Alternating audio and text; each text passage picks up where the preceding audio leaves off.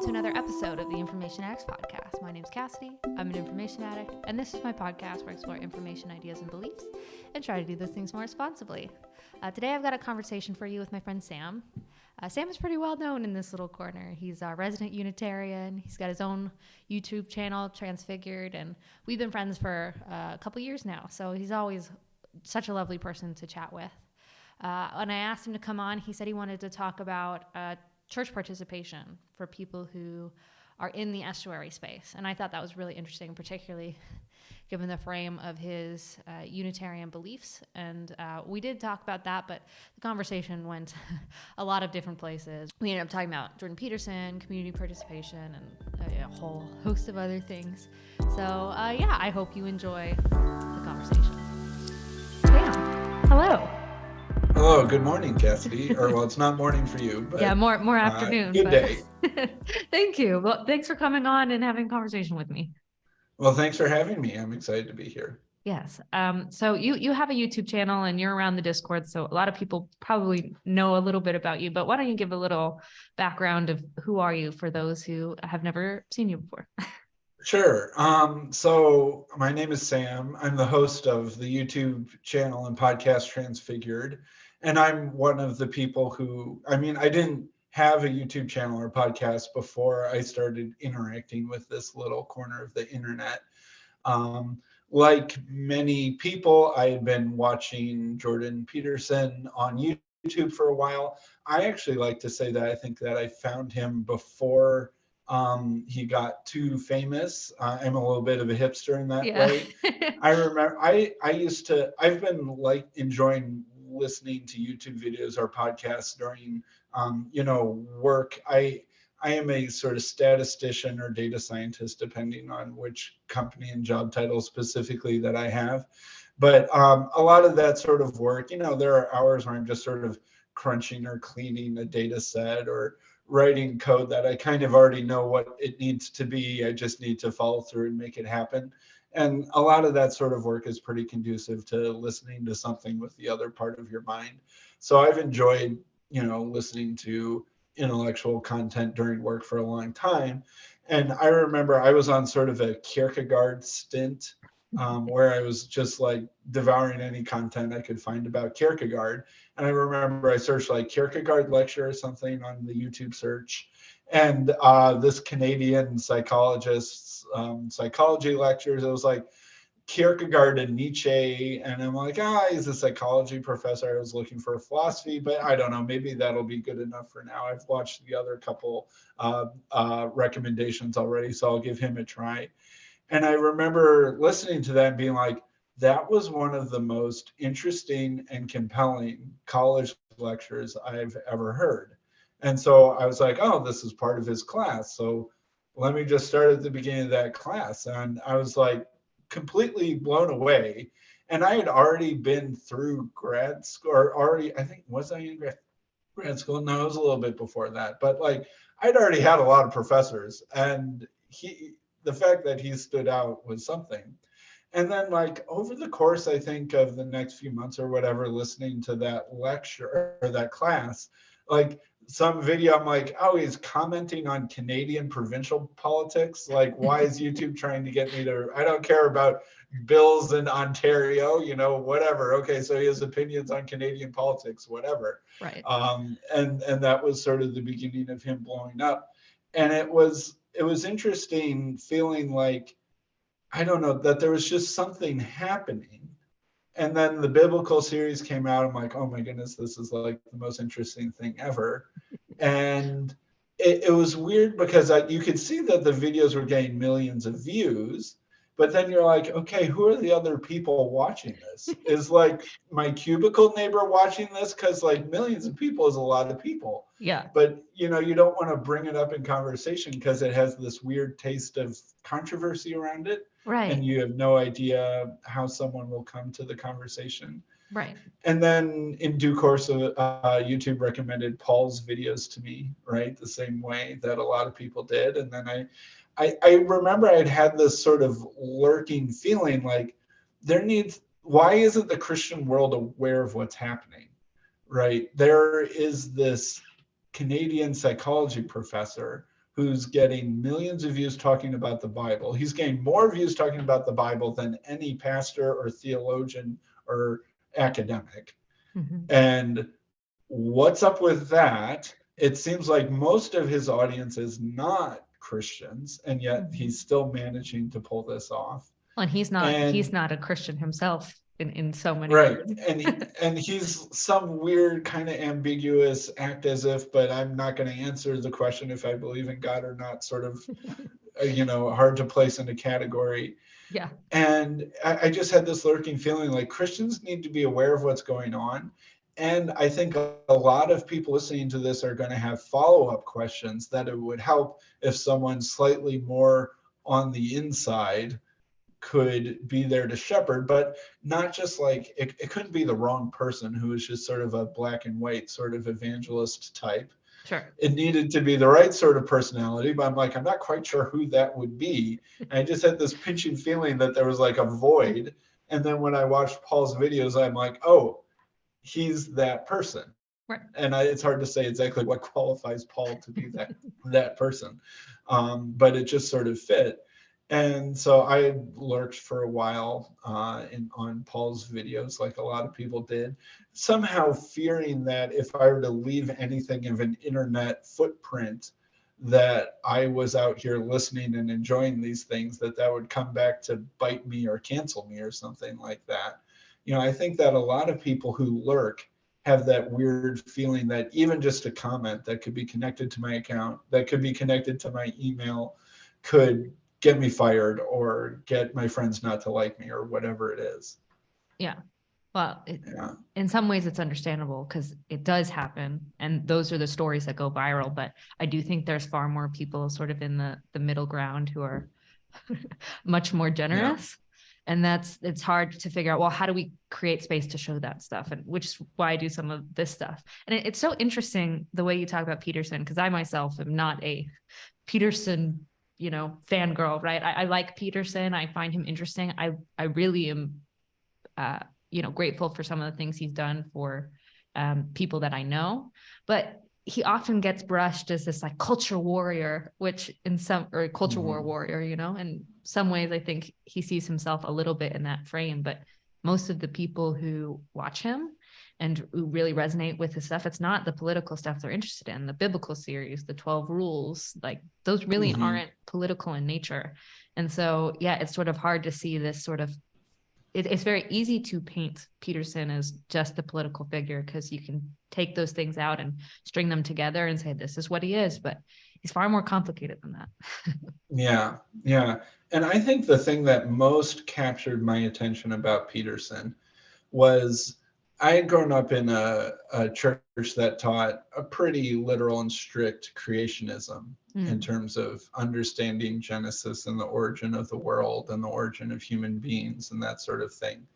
And then in college had really started to wrestle with evolution and had come to some sort of truce on that topic in my mind by the end of college, but by no means like a good resolution.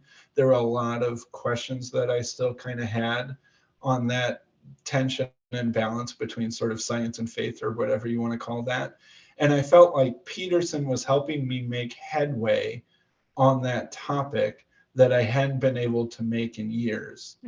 And I think really fundamentally, that was the most interesting thing to me about him, and the thing that I benefited the most from him was sort of something providing a new sort of synthesis or at least path forward on kind of science and faith kind of things.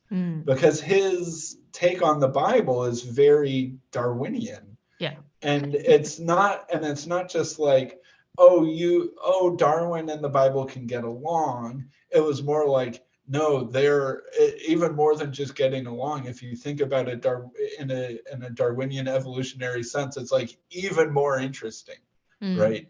And I think that was one of the reasons why I really found him compelling and attention grabbing. But after a period of lurking, I was increasingly getting the feeling like, man, some of these randos like yourself are starting to go on his channel, and I feel like I have a story to tell, and that I have something that I need to say to contribute to this conversation. So I eventually got my wife's permission to do that. I had been coming into the comments section more and more regularly to sort of warm up to that. I remember I practiced kind of my story in my head a couple times before I went on Paul's channel, just to make sure I was ready and not bumbly and stumbly and boring.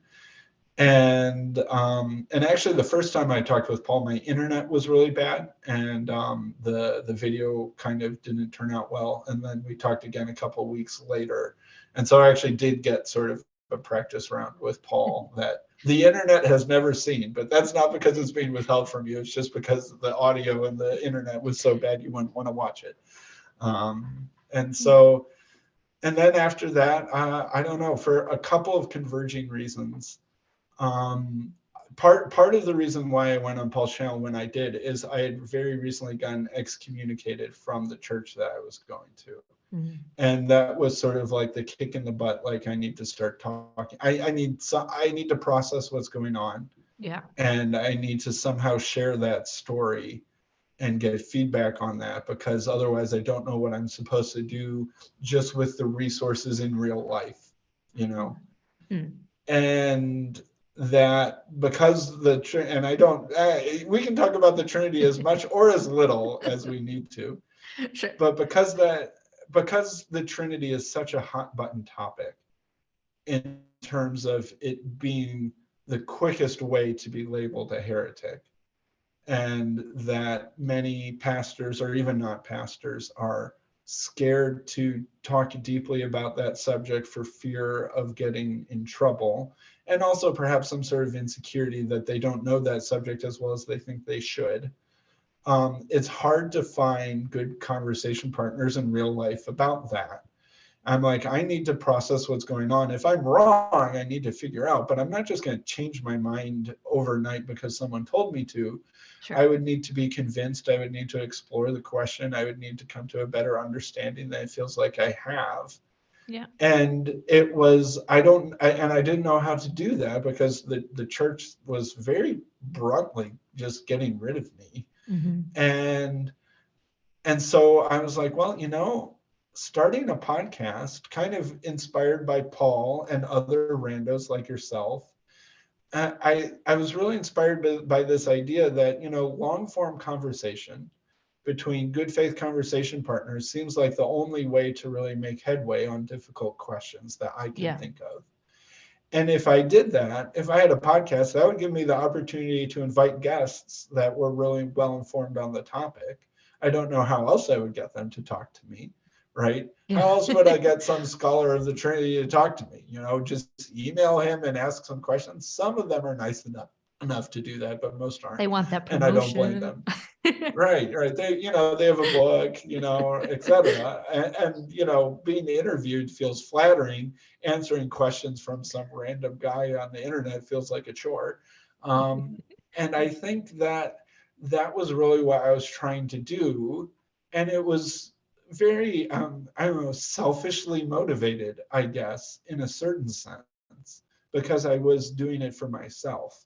Mm-hmm. But I also feel like the pureness of that motivation meant that I wasn't really chasing clicks, and that it kept me focused on the original purpose. And that I think it allowed me to contribute to a way that, long form conversations, mostly on the topic of the Trinity or Christology, was a niche that was not yet being exploited on the internet. It's very niche, yes. Yeah, not that you're not going to get famous or huge doing that, but you can get something of an audience because there is something of the world out there that is curious about that. So that, I don't know, that's sort of my background and how I ended up where I am now. But I also, for various multiple conflicting reasons, wanted to keep my identity private, partially just because this topic is so complicated that if this got too associated with my real life identity, that it would cause problems. And that actually has turned out to become true. Mm-hmm. But, and I don't know, I suppose another thing we could talk about is I'm having similar friction, but not quite as bad with my current church that I had 4-ish years ago, when I got it was about 4 years ago, when I got excommunicated the last time. And it was because someone found out my real identity and connected that to my podcast, and that became known by leaders at my church. And so the conflict between internet Sam and real world Sam has burst into my real life again. Yeah. But I'm very seriously considering this as an opportunity. I'm not ready to do this on your channel live this morning, but of breaking down my pseudonym and just being myself. Yeah. I think there's a couple loose ends that I need to tie up first, a couple people who should hear it from me, that sort of thing.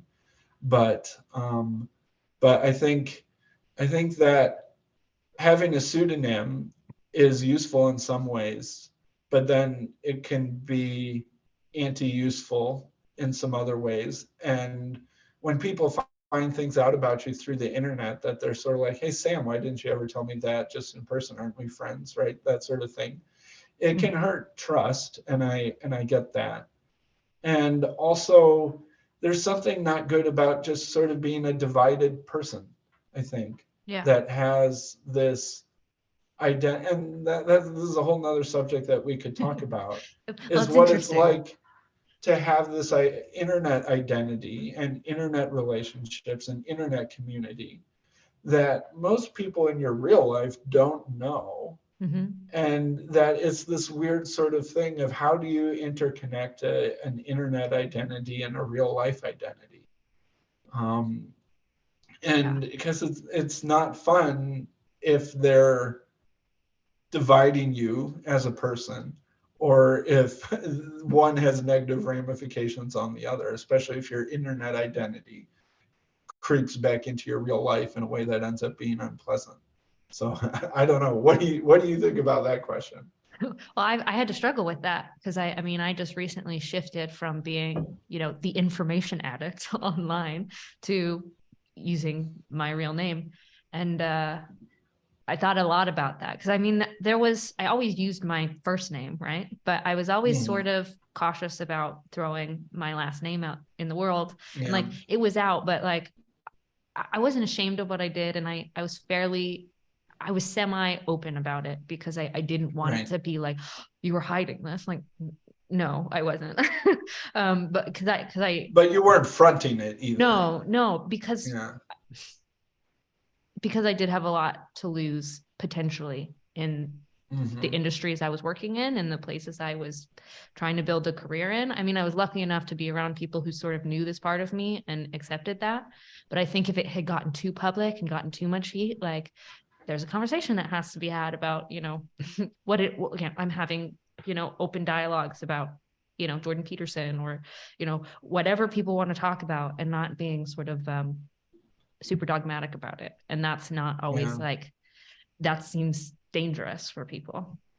And I think particularly me, I was working in very left-leaning industries, and I don't talk about, politics much, but being, a more conservative-leaning Christian, that's a world that like, sometimes you just hear those things and all of a sudden it's like, oh, I didn't know you were that person. And so it was like, it was sort of weird because I would be in entertainment and everybody knew I would go to church on Sundays. I didn't smoke. I didn't drink very much. But I'd be around these things and still like just operate as normal. And so it sort of became a way where I could get involved and have interesting conversations with people. But there was always that like fear and knowingness, like there are some people, all they have to hear is this about you. And all of a sudden it's like, oh, I didn't know you were that. And so it shuts down everything. And it's scary.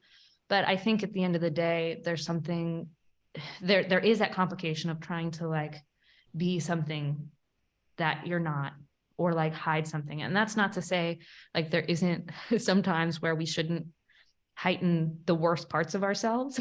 Because, myself, I can have a temper, I can be snarky, and I try not to put that out into the world because it's not a part of myself that I'm like, I think should be heightened and put on a platform. It's the part of myself that's like, Right. yeah, I struggle with that.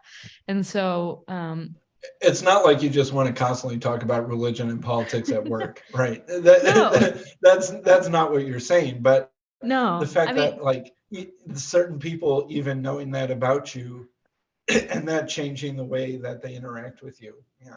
I mean, I like talking about religion more than I do politics, but I like talking about those things because they're interesting. But I don't like to do it in this way that's sort of combative. I really like kind of having this space where you can stand for what you believe, but like wrestle with other people and not try to minimize others. And so there would be times where people, and I never brought up religion when I was in like these spaces. I would just say, oh yeah, I'm, sometimes I'd like leave early because like, oh, I gotta go to church or something, and people would be like, oh, and so they knew that was my thing. Like I wore my cross, like people could tell, like there were signs, but it wasn't something I would like bring up and try to like pivot the conversation. More often that would come to me. I don't know if people could just tell this energy, but these conversations would come to me and I would just engage with them in the way that I thought was helpful, and we had really interesting, fruitful conversations, or at least in the way that I saw it, and created healthy relationships in that. So I didn't get too much pushback, but I also didn't come at it with this activist mindset, which is often the way a lot of these issues got brought in that field, where it was like, we have to do this certain show, or stand for this certain thing in the name of rights or what have you. And it was sort of like, for me, I think there are probably more helpful ways to kind of talk about that, especially for people in the middle who haven't made a strong stance on certain topics, I guess. Right. And when you're in a liberal world or a progressive world, whether it's at school or at work or in your industry or whatever it might be, when politics comes up, I often find that there's just this tacit assumption that everyone agrees with progressive, down the list orthodoxy, basically. Right. And I think what makes people uncomfortable if they find out that you're conservative is suddenly they can't just flip into that assumption everyone agrees with what I saw in Stephen Colbert last night mode. Yeah. Well, and it's funny enough, like a lot of people wouldn't find out like I'm not like crazy conservative. I would say I'm more on the moderate side of things. But like if we're looking on that scale of things, like I certainly seem to fall on that side with a libertarian bent. And so there would be times where, I'd know people for years and all of a sudden they find out like, oh, you're conservative. And in their head, it wasn't like, oh, they're awful. It almost came to the point where it's like, oh, I might have a wrong assumption. I have to rewrite all of the conversations, or I have to remember all these conversations that I've had with you, because maybe times I've brought up politics just assuming you were on my side, and assuming that I could vent to you about whatever Donald Trump did last week, and like you would vent there with me or whatever it might be. And then all of a sudden I have to put on this extra thinking cap when I want to talk about those things in front of you. And even then, that's the nice end of the spectrum. Some people will start to think you're a terrible person if you're not, in full agreement with whatever. So yeah, I mean, I've lived in liberal circles, what feels like almost all my life. Went to very liberal universities, worked at very young millennial techie sort of in companies that often tend to be very overtly progressive in their internal communications and what people talk about over lunch and that sort of thing. And you just learn to hide it, right? You just learn to, okay, right, whatever, we're talking about politics, maybe I will push the envelope, but not in a way that reveals my hand. Or and again, I don't feel like I'm that super conservative either, right? When you grow up, surrounded by liberal people, you probably end up taking on a sort of nuanced take on things. Totally. But it is weird. It's similar to the internet problem or even the Trinity thing, where you learn that there's this thing that you can't talk about around certain people, and so you learn to kind of hide it. But then that builds up sort of a desire to have the people that you could talk about it with. and or talk freely, and not even necessarily just with people who agree with you, but it's really hard to have thoughts that you don't get to share with anyone. You kind of need some crowd or some friends or some group or something to be the people that you can talk about something that you think about with. Sure. And like, there's that tension, but you kind of learn how to pick your battles in certain ways. And like, I went through different phases where times I just really didn't care about politics. I think most people have certain instincts to things, and that's often built on sort of what your parents believe or the culture that you're brought into, or, sometimes it's just even moral instincts. There's like a complicated dance of like where you get those things. But when you're not that interested in it, it can sort of just be like, I don't really want to talk about it. I don't have strong opinions about those things. And then, I think for me, the Trump election became that spark because it was all of a sudden, the news was telling us this narrative: Trump will never be president. That's being shared by all the people around me because I was living in very liberal spaces. Like, no way, no way. If you ever showed any sort of support to Trump, which I was not a Trump supporter myself, but like if you showed any support to that, it was like, you were the most villainous person. I mean, I remember just like I was serving at a restaurant in California, and someone at the table I was serving started talking about politics or whatever. And then they turned to me, and it was during the point of like the primary elections where there was like 2 Democratic candidates and then like a million and a half conservatives still in the race, And so he turns to me and he's like, who would you like to vote for? First of all, it's like, why are you asking me, a server trying to give you a meal, about my politics? Like, that's a tricky question to like navigate in the beginning. And I said, I'm not sure. And he said, well, there's only 2. I'm like, to be honest, I'm not a huge fan of anybody. And then it was like, oh. And then the next question, so where are you from? I'm from Arizona. Oh, okay. And it was like, all of a sudden I was like, oh my gosh, like he's created this whole judgment of like, he's created this caricature of myself. And it was just, it's sort of funny. And I try not to be very offendable, and it didn't really offend me, but it was sort of that eye-opening thing where it was like, oh, wow. Like it's those moments where you get that notion of like, ooh, I better be careful about what I say sometimes. And then that's an interesting story. How good of a tip did you get? I was working at a tip-free restaurant then, so I didn't have to worry about it. Okay. So that's the nice thing about working about a tip-free restaurant. You're not getting paid by someone who cares about your politics. So. But whichever one you like the least, that's who I'm voting for. Right. But yeah, it's sort of funny. But I mean, there was a time there where like I stopped because of like facing that and realizing, oh my gosh, like we were lied to. Like whether you like Trump or not, the fact that he could never win, like it's impossible. Like something went wrong, whether it was on purpose or, it was a miscalculation. Like there was something not true about that. And so like I really wanted to kind of test assumptions. And like, so I pushed much harder, and I was much more sort of like willing to take on any fight that came on. And I learned a lot from that, mistakes were made, but I think it also taught me, okay, how do you have better conversations, and how do you work through these things? And how do you find conversation partners who, even if it, is a strong conversation where, you at least can get a sense that you're trusted and there's like a good relationship. Because I think that's a big part of this too. We try to have conversations with strangers, but there's no relational currency that's built into those things to like have that like weighted outside of just sort of the political or religious context that you have.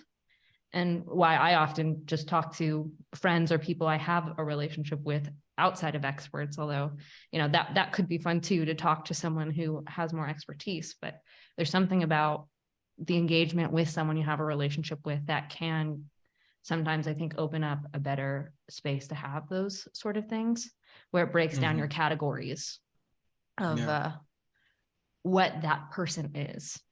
That sort of that tribalism mentality where it's like, well, we're all human beings. We're all trying to figure out the good generally. Certainly there's power dynamics to think about. And, there's a lot of reasons why we believe things that are probably not good reasons, but generally, you know, we're all trying to figure that out. And yeah, I think I think it takes time and like grace to work through those things. So I'm grateful that during that time when I was much more sort of like feisty in my like engagement with those things, I had people who gave me the grace enough to work with me and still like keep coming to conversation with me, and vice versa. And I mean, that's the thing too, when I was sort of more feisty, I was often coming at it from a strong position. But in my head, I'm going, I need to come at it the strong position so they can challenge it and poke the holes in it. And then I can go back and fact check myself and understand those things.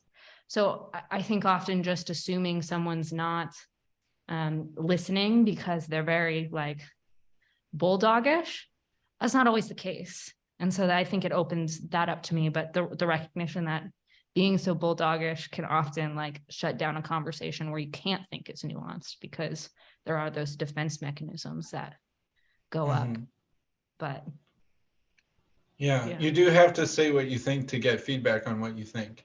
Yeah, but sometimes that is hard, I think, especially when a lot of these like religious and political things are often very tied to people's identities, right? Whether that's a good thing or a bad thing, that's a whole nother conversation. But because of that, it gets emotionally charged. And when you know, like if you know people who, you know, lie in this box and you're having a conversation about the process of that and good and evil and even the function of that in society, like you can't help but get that sort of human part out of it, which is like that double-edged sword. It can be both a strength and a weakness, right? You never want to totally dismiss humanity in the conversation. Right. And that's another thing that I feel like this corner of the internet sort of specializes in, is finding people who can talk about those things in a way that those close to the chest kind of things without it being too sensitive for their identity. I think that's a skill that we help foster and develop, that you can care really strongly about something and it can be a really integral part of who you think you are, but you can still be able to talk about it in a way that's inviting engagement and even criticism, and that you should be open to that. And that's a hard skill to develop, and it also takes an environment that feels, you know, quote unquote safe, right, to do that. But and a culture that respects people when they're doing that. But it also requires some imperfection in the sense that you have to allow people to make mistakes in that. Like you have to let people blow up, say the wrong thing, and be able to come back to the table and be redeemed. And, you know, our culture, the Western culture is not built on that, especially with the way that social media and, you know, YouTube and what have you sort of affects the way we act. But that's what I do like about this little corner. It does seem like a place where, you know, you can make mistakes and be redeemed. And and you're not holding anyone changing their mind against them. No. Right? Like, oh, you used to think this and now you change your mind, you're a flip-flopper, you're a squishy wishy, you know, whatever, right? Like not doing that sort of thing, because that sort of teasing just hardens people into their identities. Yeah. Well, and it makes it hard to talk about that. So yeah, when people change their mind, it's often more like, wait, tell me why? And like, you try to understand like their story and their ideas and what got them to those things, instead of being like, oh, I'm so appalled, you know? Like I was watching a video from Cosmic Skeptic where he talked about why he changed his mind on veganism, and reading some of the comments, they were harsh. They're very like condemning and all of those things. Did he become vegan or stop being vegan? He stopped being vegan because he became vegan, I don't know, a couple years back. I don't know the full story. I just saw it and then sort of started seeing some of the backlash he was getting from that. And I was like, oh, that's interesting. But like he became vegan and then became a very strong advocate for those things, and basically had to stop being vegan because of some of his health issues.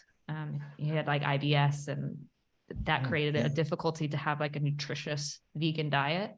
And so he wasn't even saying like, I'm not saying that veganism, you can't have a healthy diet on veganism, or that that's a bad choice to make, but I couldn't make it work. And we can't ignore that part of the conversation if we're going to be promoting this thing. But he got a lot of discrediting for that. And I'm just thankful that as a general rule, someone changes our mind in the little corner we've inhabited, it doesn't get so much vitriol. Right. Right. You know, it's there's something kind of beautiful about that, where it's sort of like we put a trust in the individual of like, hey, you must be seeing something to make that choice. Why? And trying to like understand that versus being dismissive of it. Mm-hmm. Yeah. Yeah. Another thing that I feel like is happening in my life that's going to cause me to need to be sort of just united as an identity within myself is I'm running for the school board of my local school district. My oldest daughter is starting kindergarten next fall, and my school district is K through 8.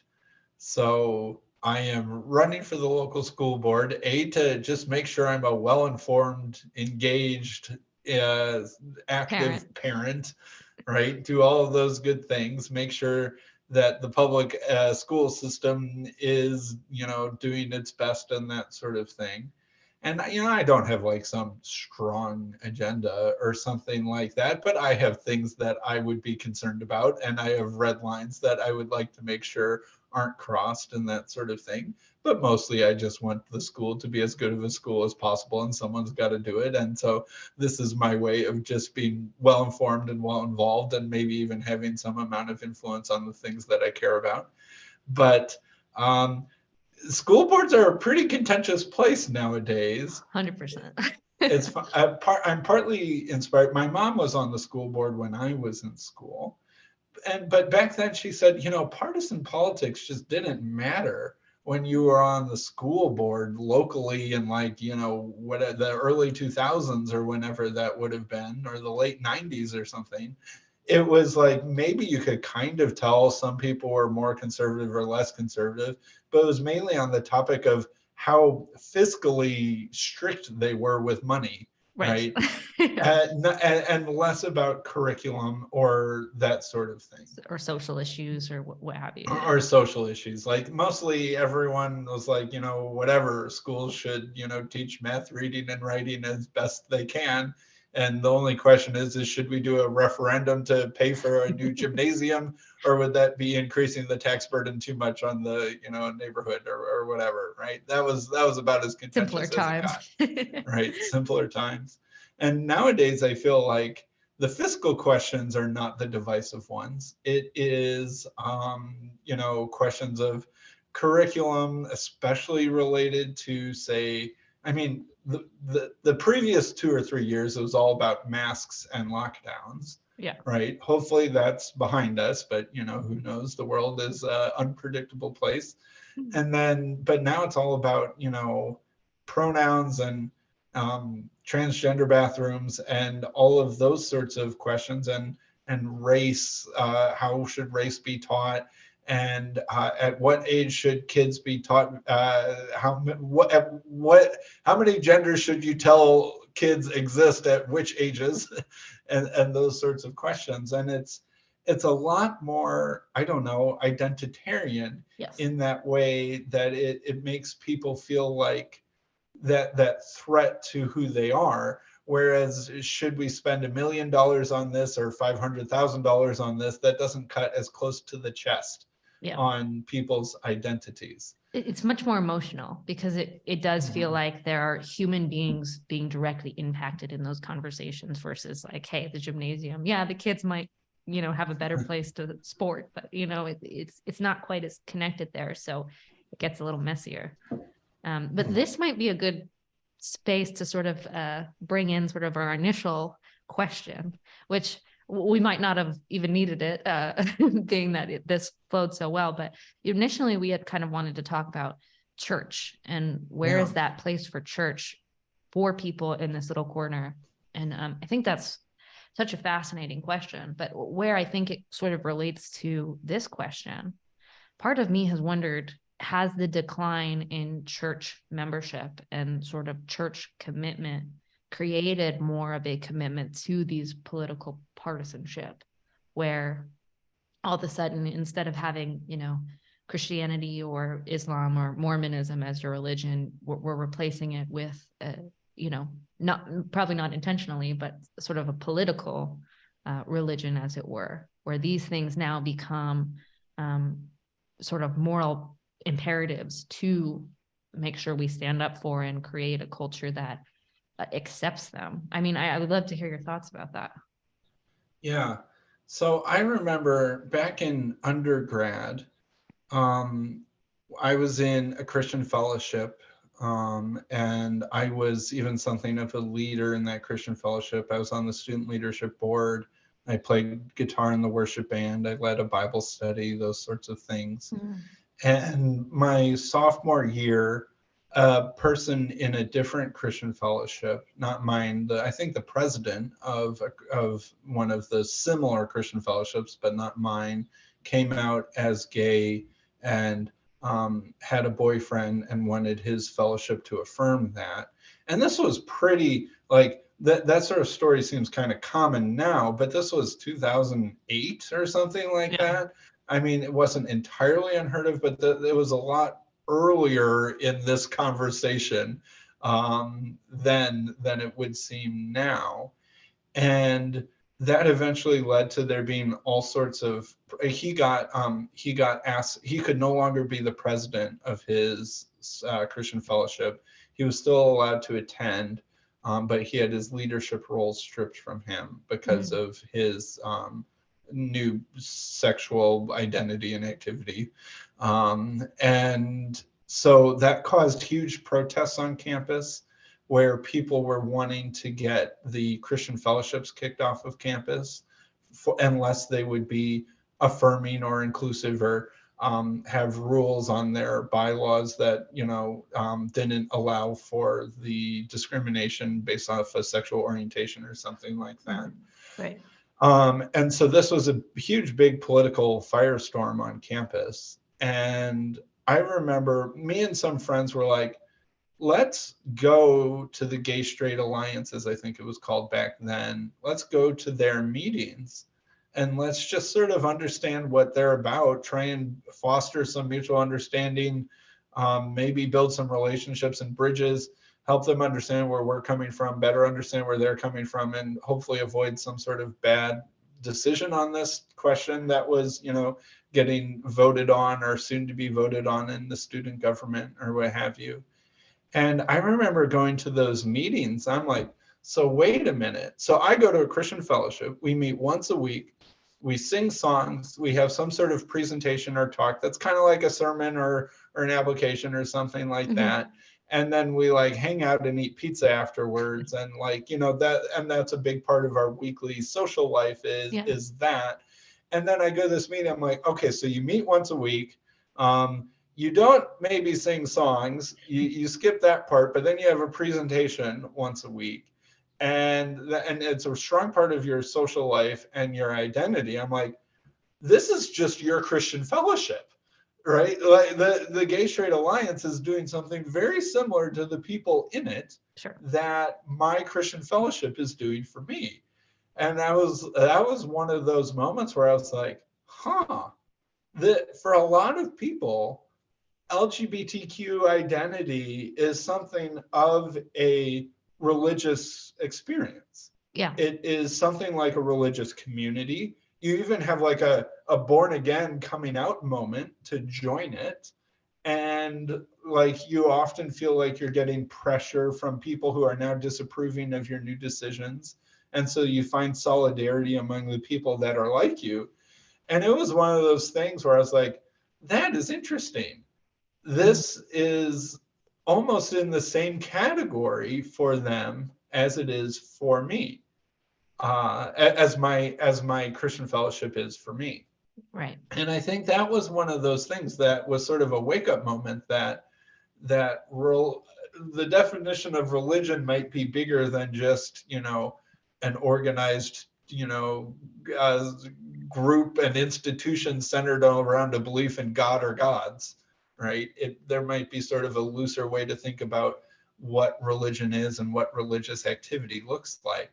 And I do think that that is spilling into the present in terms of these acrimonious fights on school board meetings about, transgender bathrooms or whatever it might be.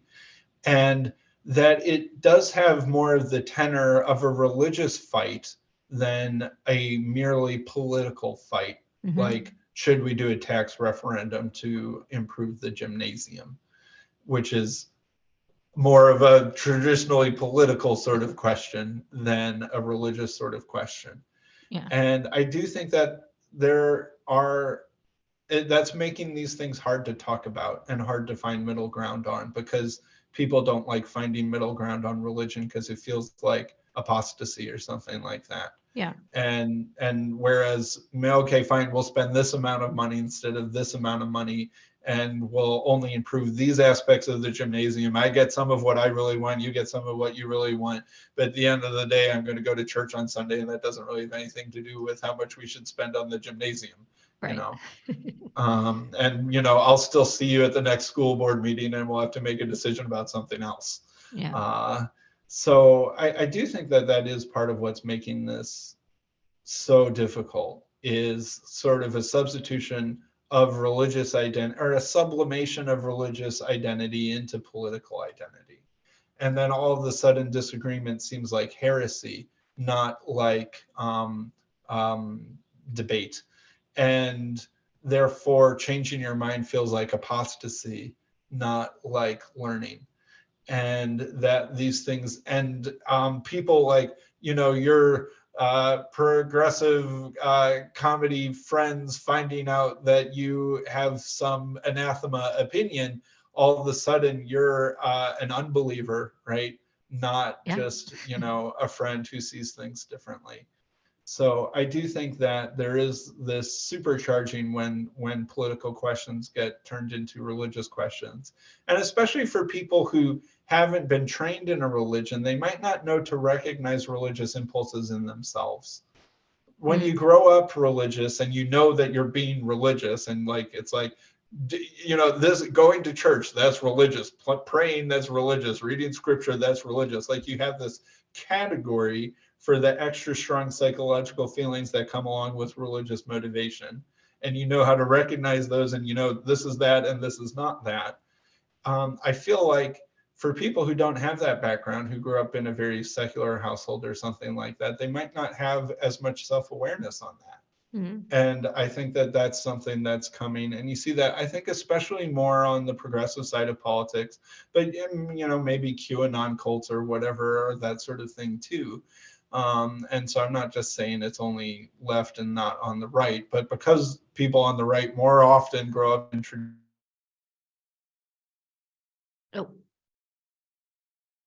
traditionally religious houses, they might have a better job separating a large part of what's going on. Sorry, you skipped a little bit, but I think we're back now. Sorry. I heard everything you said. It was like twice the speed. No problem. That happens. Yeah. Yeah. Well, I mean, I think you can take it out of politics, and you can recognize this religious impulse can be brought into other things. And I take, for example, well, it's something we're both part of, like the Estuary movement. I get very cautious when we start sort of moving to this place where we want to make it like church, where Estuary is my church. It's like, well, that's a little ground where it becomes a little tricky for me. And that's harder to sort of define, because it's still in its infancy, and like what it means to be part of the Estuary movement, or what an Estuary group is. But take something like AA. It's a support group for alcoholics, and there's certain tenets, and they have their scriptures, big books, but there's a lot of people who use that not as religion, but as a support group. Yet you see some of these groups that tend towards the more religious aspects to it, where like, the big book becomes their scriptures, like the AA becomes their church. That's when I start to see it becoming a little more problematic for some people, and a little more tendencies towards legalism or those sorts of things. And so there's that tricky part of like, where do you go from a support group to being a church? And is there that fine line? And are there differences? Because I do think that there are differences and like what is religion versus just a group. But I think the attitude in which we go at these things, like those religious impulses are going to come out somewhere. Could it be that these groups are unintentionally becoming religious? Oh, you're muted. Oh, okay. Yeah. I Can you think hear I can me hear you now? now. Yeah, I think I can hear you now. I've had a little bit of that skipping problem, but it normally does eventually get all cut up all at once. But yeah, no, I do think that AA is an interesting thing because it is somewhat religious, obviously. I mean, they talk about seeking a higher power and those sorts of things, but it does it in a way that feels very non-sectarian and unthreatening to whatever religious identity you may have had or have in the present. Right. And that I think is an interesting thing because Estuary is doing something a little bit similar to that. Right. Obviously, you don't even need to believe in a higher power to participate in Estuary, but oftentimes it's perfectly okay to talk about your beliefs in the higher power as you understand it, and that people accept and get that. So and it's no accident, I think, that we have some people that have a lot of experience in AA that are really enjoying and contributing a lot to Estuary. Yeah. And that their experience and lessons from that world are helping us inform how to do things in ours. I think a challenge that Estuary could help try and fix and solve is creating sort of a non-sectarian space to talk about religion in a similar way that AA has. And part of that is simply changing words, right?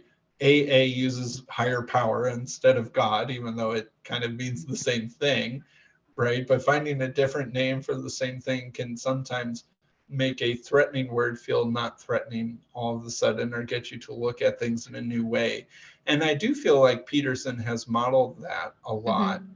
Because he will be talking with people who are atheists or not religious or whatever, like Constantine, Kristen, and he'll be bringing up the Bible all the time, but it doesn't feel preachy, or well, maybe a little bit, but it doesn't feel like it's doing that sort of Christian hard-edged evangelism thing. Yeah. But nor does it feel sneaky. And I think that we're finding a new way to talk about these important questions that can include religion and higher powers, but in a way that doesn't, I don't know, immediately bring up a whole bunch of sectarian or denominational baggage. And I think that that's a hard thing to do, but I do feel like we're creating a culture around doing that. Because people do want to explore these questions with people who disagree with them, and be able to even explore changing their mind on these questions. And that's a hard thing to build a space that feels comfortable and encouraging and supportive of that. Yeah. But I do think that that's a big part of what we're trying to do. And I think it just becomes particularly hard in church because you have a group of people and a group of leaders around an idea that they're sold on, right? Yeah. And it's like their hope is to bring more people into their folds. And I'm sure there's a lot of reasons why someone might want to do that, but generally I give the best interpretation of it. It's helped them, so they believe it could help everybody else, right? And if we believe humans at their base are all the same, living in the same like grand story, then yeah, we want to get to as true as that as it can be. But like, how do you create that that space in the church where you have to protect the ideals, the story that you have, but also making space for others who maybe don't fit into that story, and like finding that space is very difficult. And this might be a good place to kind of bring in your experience and what you have, because you have a really hard time finding churches. And Yeah, do I ever? Yeah. maybe kind of delve into that and explain that a little bit. I don't want to paint a picture that's not true for you. Yeah. And I mean, obviously, a lot of it is the Trinity question, because I won't sign a traditional statement of faith. that most Trinitarian evangelical churches have. And because I am pretty well informed on the topic by now, but yet nevertheless I feel like I'm part of the same thing that they are, that this creates a very challenging question for a lot of people, because the Trinity is often the first bullet point on a statement of faith, and often the least negotiable bullet point on the statement of faith. But yet nevertheless I feel oftentimes like, guys, you've got 10 bullet points on here. The Trinity is the first one. I can't sign the first one, but the other 9 I agree with. Mm-hmm. And they're like, huh? It doesn't make sense. If you can't sign the most foundational one, then it would feel like you couldn't sign any of the others. Mm-hmm. But yet you could sign the others, right? Like, that's weird. That's confusing. And so that's a big part of it. And I think for a lot of us in this corner of the internet, because we're creating this different culture of how to talk and think about religion, and we have all of these sources of influence on us that probably no one else in our church has, whether it's Jonathan's Pageau's symbolism or John Vervaeke's fancy words or whatever it might be. It makes it a little bit hard for us to feel like we really fit in a church, Mm-hmm. because it seems like we've found this slightly higher, more exciting register to engage with religious questions in, or something like that, and that our church doesn't have it. Mm-hmm. And I think that this is a problem, and I can imagine other versions of this problem. I think churches are struggling in general with the fact that a lot of their participants, members, or parishioners, whatever word you want to use for that, have a lot of online influences on them, Mm-hmm. on political and religious questions that are diverse and that might be different from what the leadership or pastor of the church wants to go in. Mm-hmm. And I think COVID was a huge version of this, because some people might be super plugged into, we need to stand up to all the government conspiracies to try and restrict churches. And so we should have no masks and we should keep meeting. And if the government tries to hold us down, then, whatever, right? We need to stand up to that. And some people might be really plugged into, here are all the dangerous parts of COVID, here are all the people that have died. And oh my goodness, I don't want to get my grandpa sick. So I'm not going to attend church unless I think it's safe, right? Mm-hmm. And those two groups could be in the same church and are consuming a very different information diet. And how do you get them to cooperate in real life now? And their information diets are mostly digital. Mm-hmm. And all of a sudden, it's not just what does the pastor or the leadership of the church think on this, and that the members of the church are getting most of their thoughts and opinions from the church leadership. They're getting their thoughts and opinions mostly influenced by whatever sources they've picked. And obviously, there's probably some personality or other proclivity reason why they picked what they picked. I'm not just saying that people are solely pawns in a game led by online influencers. Sure. I've tried to become that influencer that has a bunch of pawns, and it doesn't seem to work. But people pick what they pick for a reason. But I do think that this is becoming a real problem for churches. Is that in the past, prior to digital media, that most people got most of their religious understanding from the church that they were in, and it allowed churches to have a stronger sense of identity. Yeah. But now that people can, and in probably many cases are, getting most of their religious formation from resources outside their own church, and that their churches don't even know, it means that a lot of people are on a lot of different pages. Yeah. I think a good chunk of my church really likes sort of young, restless, reformed kind of Calvinist, style podcasts and stuff like that. But then, a huge chunk of my church doesn't listen to that sort of thing. Some of them might really dig the Bible Project or, a slightly different flavor of online media content.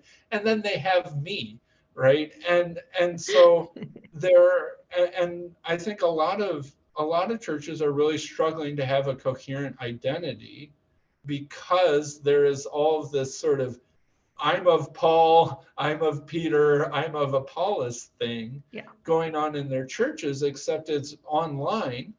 and no one really knows what anyone else is listening to. Yeah. And you can create your own self-formed information diet that in some ways is wonderful, because I do that too. Yeah. But in some ways makes it really challenging to commune with other people. And Yeah. I think that this is a huge challenge and question.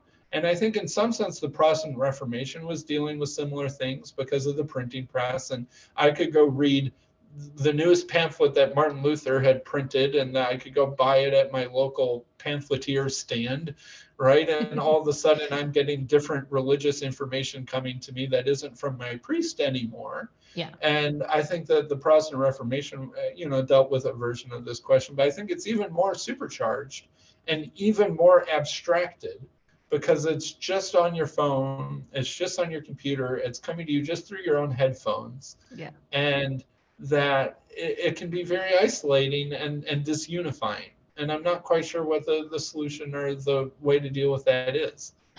Yeah. It's difficult because I tend to be a person who believes that uh, we need those different types of inclinations to understand the full picture, right? So there's a reason some people are more drawn to other things, and Mm-hmm. there's something to be learned with that if we can find a way to work together and understand each other. But I think too often it really becomes my team or theirs, and Yeah. it makes that part of coming together in conversation and understanding where somebody's coming from, even if you disagree with them, so much more difficult. And like I can sympathize with you in a way, even being a person who like I've been in church my whole life, but I've only been official member of one church ever, and it was because I had to volunteer. It was like a requirement, like you had to be a member if you wanted Mm-hmm. to help, and it's like, well, I want to help, so fine, I'll do it. But like there's always sort of like a angstiness of membership before that, where it's like, why do I have to sign a piece of paper that you wrote that tells me I'm a part of this church? I'm here, I participate. I'm Yeah. if it makes me not vote, fine, I won't vote, but like that doesn't make me less of a member. But like you could see and look at this membership sheet, and luckily enough at the time, like I could say, oh, I believe all of these things, I believe all of these things are true. So there wasn't that sort of like I can believe all but one. It's like, oh, I can sit and truthfully say I believe all these things. Yet you sit and you watch the way that their practices like practiced or put out, and it's sort of like that wrestling of like that there's something not fully right here, and I don't know what it is. And like how do you manage that and like be a participant in that, not just run away because there's something uncomfortable, right? And then Mm-hmm. it got to a certain point where it got to a place where it was really like my opinions changed, and all of a sudden it's like, oh, I don't believe that, so now I can't sign that. And luckily there was something else that I felt like I could sign. But like being in that place, I have a lot of sympathy for it, because I think there's far too many people who they've been given something and they accept it, they think they know what it means, but then yeah, you really get to the question of like, well, why did we come to these things? And in a lot of Protestant traditions, there's not so much reliance on the history of where we came from with all of these things. It's just been cut off the way it's sort of developed. And yeah, it's tricky. Yeah, it is tricky. And I really think that in practice, statements of faith function more as a sign of submission to leadership than they function as a sign of, yes, you and I think the same way. Sure. And I think that on the surface, they're sort of designed to be, you and I think the same way, therefore we can cooperate. But I think that most people, if you were to ask them, so you just signed this statement of faith that says you believe in the premillennial return of Christ. Could you remind me, what exactly does premillennial mean?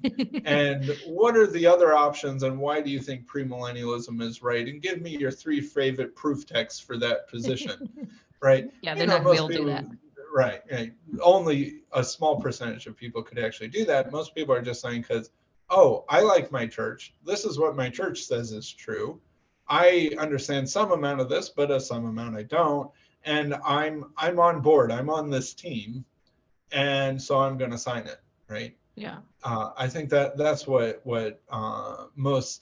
that's what most statement of faith signing is. Yeah. And in some sense that kind of makes sense. Although I do wish there was a little bit more of an alignment of why people think they have statements of faith at their church and why it seems that they actually do. Sure. Because Well, it is more like an oath than it is like a creed. well, and there's so much diversity in what a statement of faith is, right? Like there's not Mm-hmm. like especially in Protestantism, particularly sort of non-denominational kinds, like the church leaders come together and they make it up and they can amend it, but it's not like a something handed down that's been built into a structure. It's a little freer and looser.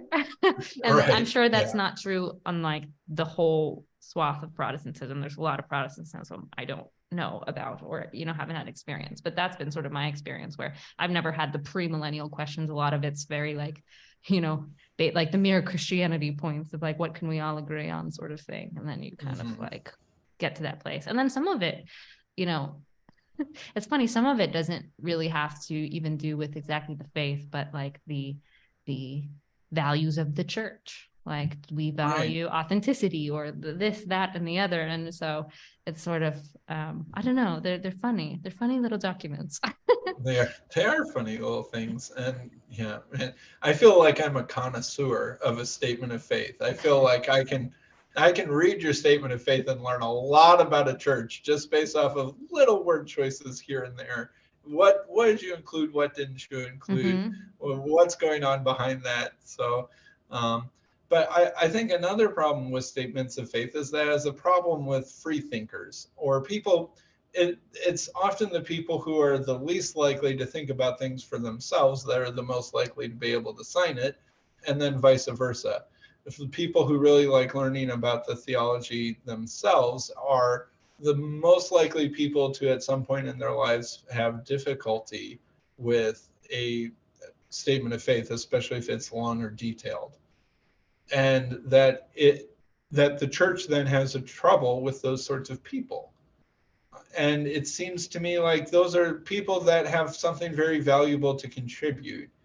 And that I really wish that churches, especially evangelical Protestant ones, had a better way of dealing with people who are thinking, in some sense, for themselves. They're doing the quote unquote Protestant thing of sola scripturaing themselves, and then they're like all of a sudden, well, maybe actually I'm not so sure about this one, can we talk about this one? Sure. And then it's like, absolutely not, we're not talking about this one.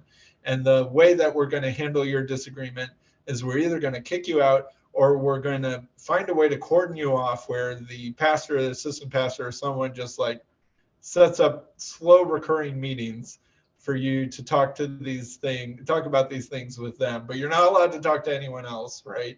And it's Mm-hmm. sort of like a containment chamber around that person.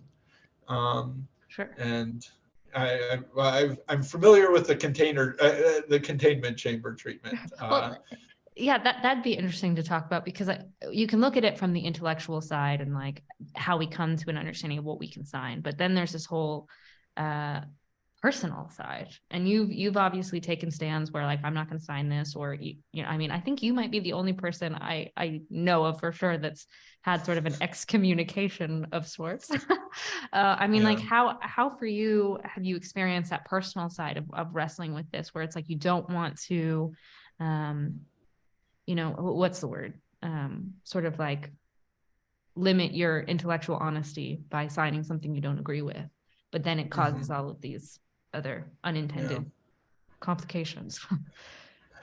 Yeah, because one could ask the question, Sam, why do you go to these churches at all? And, I wrestle with that question a lot. And I think thinking about it, because I grew up in sort of a hybrid environment of I had my home church that didn't believe in the Trinity, and that was sort of my kind of theological home base, but I spent also a lot of time in regular Trinitarian evangelical churches for youth group or summer camp or Christian fellowship during college or what have you, right?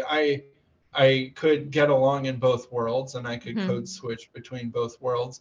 And there were things that I liked about my church that I didn't like so much about evangelicalism, but there was also a lot of things that I liked about the evangelical world that I felt like my home church lacked. Yeah. Um, and growing up in a kind of a small, unique church, there isn't a huge depth of resources on a lot of things. Whereas larger evangelical land, has a giant publishing industry, a giant songwriting industry, has a lot of skills and, uh, institutions that have a lot to offer that a small little isolated church can't compete with, Sure. and that I benefited from in a lot of ways, having an exposure to both of those things. But yet at some level, I always felt like there was something that united those two things that was deeper than their disagreements, right? That there was some mere Christianity underneath both of them Mm-hmm. that meant that they were doing the same thing. And so part of me, I guess, and I can see why the churches that I run into friction with don't like this, but part of me is like, look, guys, the Trinity just isn't as fundamental as you're making it out to be, because there's a mere Christianity that's even more mere than you think it can be, even more mere than C.S. Lewis thought it was, that can unite these different groups. And that, why am I showing up here? Why do I think we're even on the same side at all, right? If I believe that we have this deep theological disagreement, is that I think, we're both Christians and we're both doing the Christian thing, and that we should be able to get along, and that there's no reason why we can't work together and see each other as brothers and sisters in Christ and commune together. Mm-hmm. I just don't actually think it's a dividing line the way it's been set up to be a dividing line. But oftentimes that opinion isn't reciprocated, and getting kicked out of a community or elbowed out of a community or slowly pushed out with smiles is really not fun. It is getting socially ostracized, is Jordan Peterson talks about, is one of the most painful experiences that people can have, which is weird. But people are that way, where we're such social creatures and we care about our groups so much because our groups are so important to us, because at least back in the past they were so essential to our survival, that getting ostracized is borderline getting killed. And that it's very built into us to really not want to be excluded from the group that we care about belonging to. Right. And so when that does happen, it's extremely painful. And I don't think a lot of times the groups that are kicking people out or pushing people out or suggesting people voluntarily self-excommunicate understand exactly how painful what they're doing is. But I do understand that they at least are trying to care for the health of the group.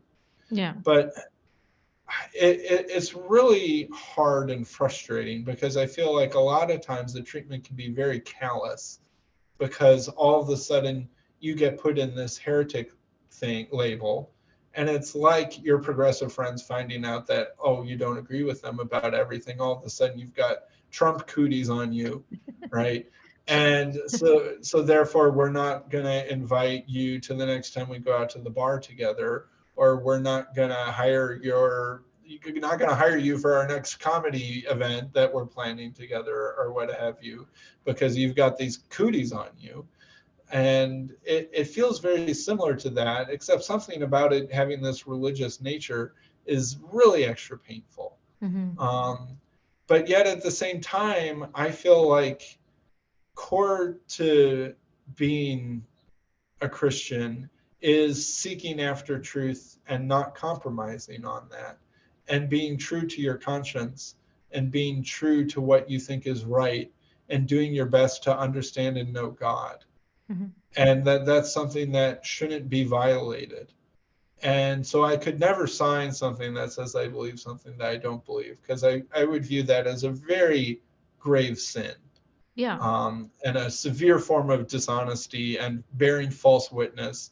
And you're not just bearing false witness against someone else, you're bearing false witness against yourself and God to do something like that. Mm-hmm.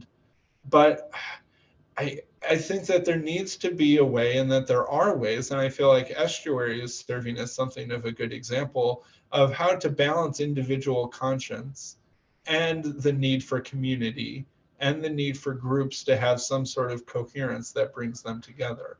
Like, I get that groups need boundary markers of some sort in order to be a group and not just an amorphous, porous blob. Mm-hmm. And that part of what makes religious communities function is having a clear identity and unifying factor. And I do understand that in some sense I'm poking at that question. Mm-hmm. But I think that, I don't know, I think that I'm poking because I sometimes think that these groups misunderstand what it is that truly unites them. Mm-hmm. And because they're misunderstanding what truly unites them, they're viewing me as someone who's threatening that unity when I'm not. And that I think that greater thinking and exploration on this topic is needed to really figure out what it is that's uniting us and how that works and how that functions and intersects with propositional beliefs and propositional identities. And that's part of what I feel like is at the core of what I like to explore on my podcast, and what I'm currently going through now in my real life. And I don't know, it could be the case that if things don't, the what's happening at my current church is still up in flux. I'm not Mm-hmm. sure what'll be the final thing. They haven't excommunicated me, and they've told me that they don't want to excommunicate me, although we'll see. But they are restricting me in some ways and putting pressure on me in some ways and on my family. And I don't know how this will shake out, but I have a feeling if this doesn't go well, then I will just be done with Trinitarianism. And that I will basically say that I gave it my Scout's honor try to try and bridge a divide that I didn't think needed to be a divide. That I sought unity when I felt like other people were trying to exclude me from unity.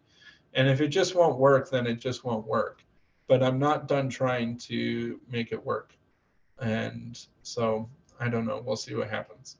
Yeah.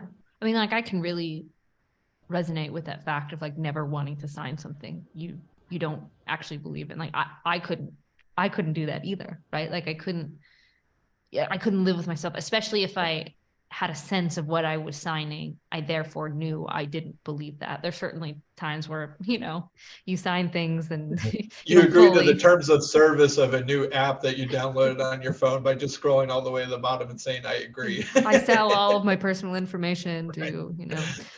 whoever. Uh, but yeah, there's something in that I think, especially with religious belief, like if you can't, and this is where I do have sympathy for like an agnostic or an atheist, like if you can't believe in the God that we're giving you, like, yeah, how can you be a Christian? Like, or not, at least, you can't in like the fullest sense of what that word means for most people. Yeah, there's sort of that balance. I mean, how do you wish things could be more balanced? Do you think that there's any place for someone who falls outside of the lines of a traditional belief within like a certain church? Like there are some restrictions.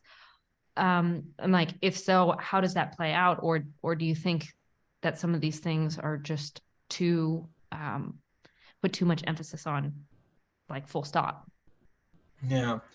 I mean, I do think that there should be lines and probably gradations of lines. And this is, I mean, I'm not saying that churches don't already operate this way, but it does Mm-hmm. make sense to me that there's a difference between who can attend your church, who can take communion, who can serve in some low level ways, who can serve in higher level ways, who can be a pastor and who can be on the elder board, or Yeah. there's a hierarchy of how a church is run, and so therefore there could be a hierarchy of how people are included or excluded from those sorts of things.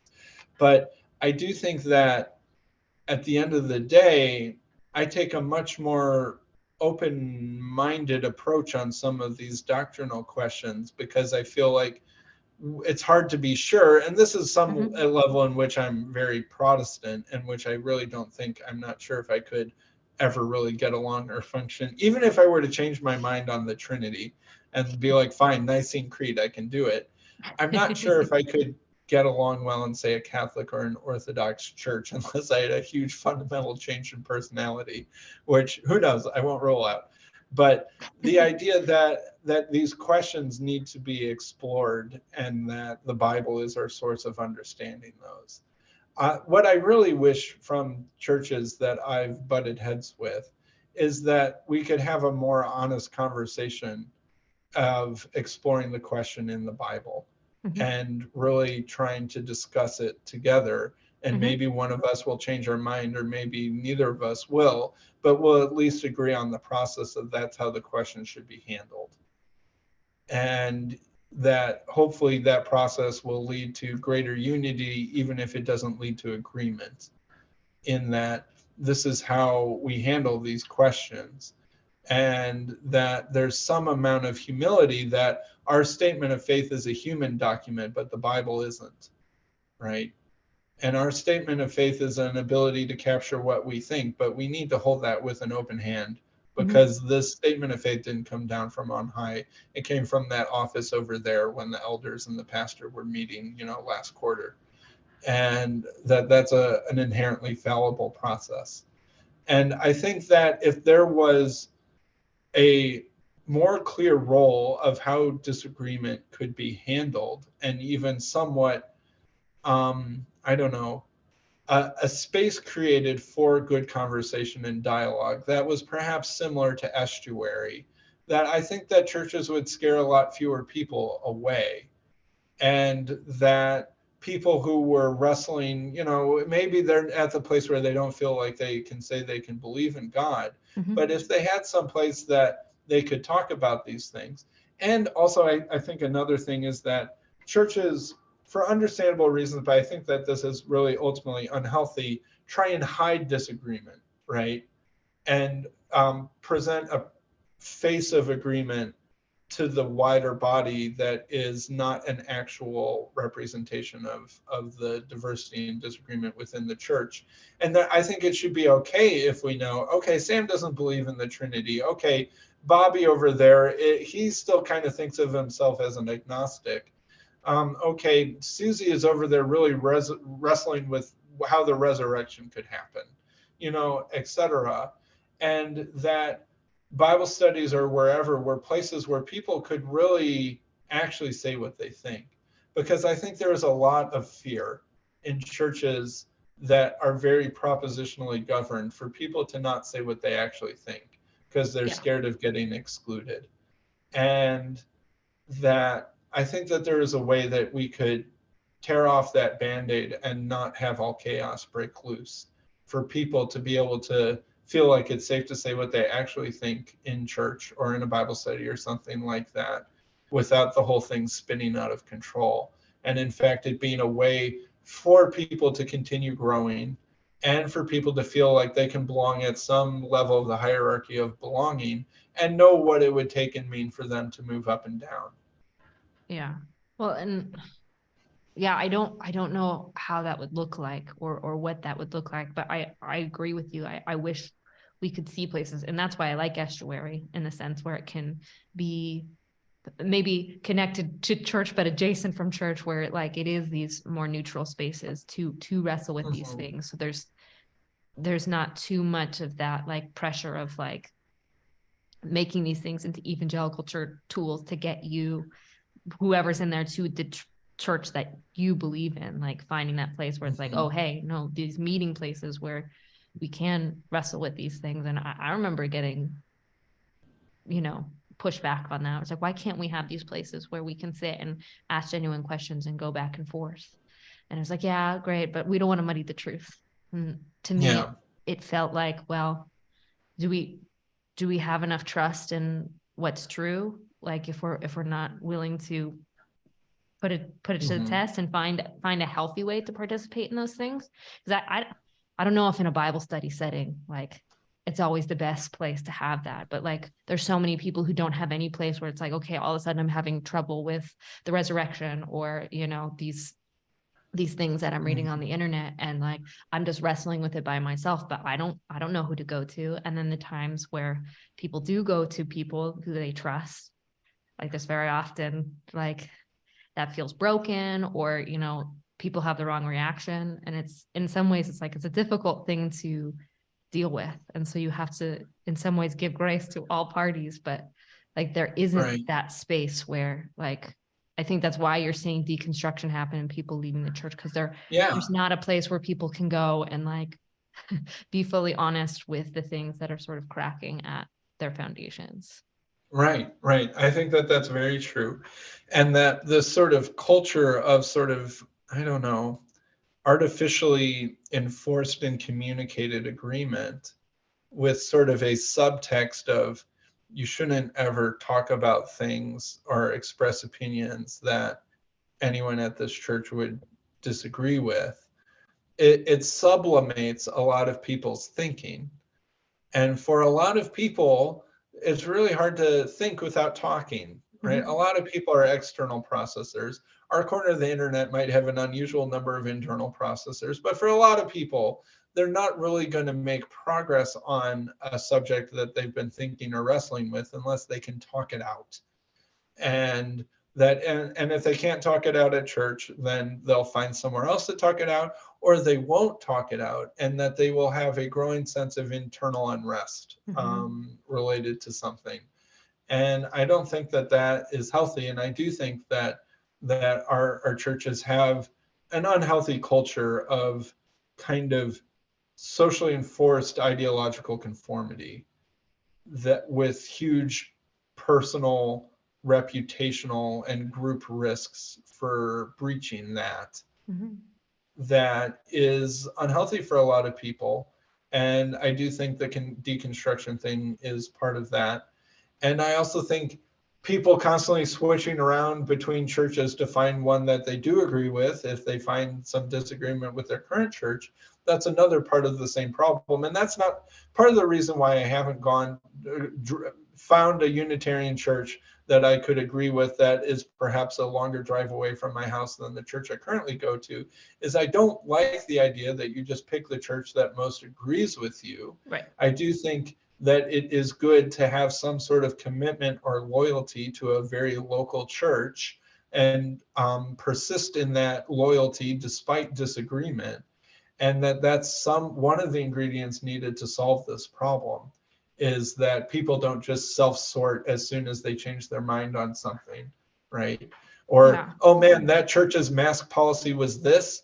Well, the church down the road, their mask policy is this, so I'm going to switch churches, right. Or something like that. And that I do feel like one of the counter ingredients that would allow for openness is loyalty. And that's difficult though.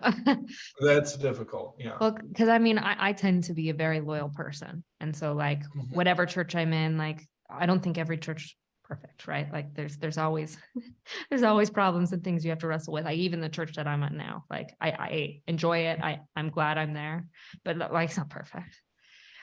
Yet like I've done that loyalty thing where I stuck out because I didn't want to be the church shopper, and it deteriorated me in ways I didn't even recognize. And it got so bad to the place where it, like, when it opened up, it was like, okay, I've got to be at least willing to be open to something else. And then that's when Orthodoxy came in, and that changed all of those things. But one of the reasons why I can't feel comfortable just going to my local Protestant church in my city is because I would feel disingenuous in that participation, knowing that I don't believe in sola scriptura anymore. I don't believe in some of these like very core doctrines that are there. And so I want to find unity in that, and recognizing, hey, we're all trying to seek God in an earnest way. But at a certain point, like I have to be at least honest enough about those internal changes of my beliefs to find that place where, that loyalty doesn't feel like a betrayal of myself also.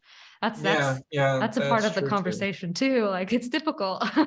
That's true. And like I at the church that I'm going to, I don't have like that sense that I'm betraying myself or being, and I also go to the third closest church to me, not the first closest, because the first two wouldn't do it. Right. So I do get that there's some inherent sense of choosiness, or you don't want to go to a place that you can't believe in, right? Yeah. Or that would feel like some betrayal of yourself to really fully be participating or pretending to participate in. I get that. And I do think that, Catholicism and Orthodoxy do have sort of that loyalty thing in them, Totally. right?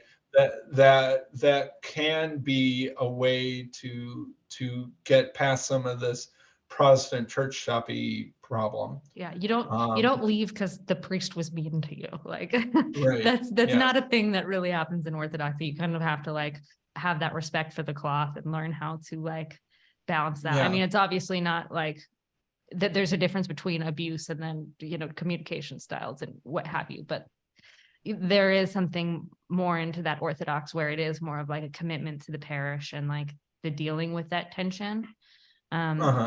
It's less church shoppy in general than Yeah. than Protestantism is, I think. But there's still, I mean, it's very human instincts, right? Yeah.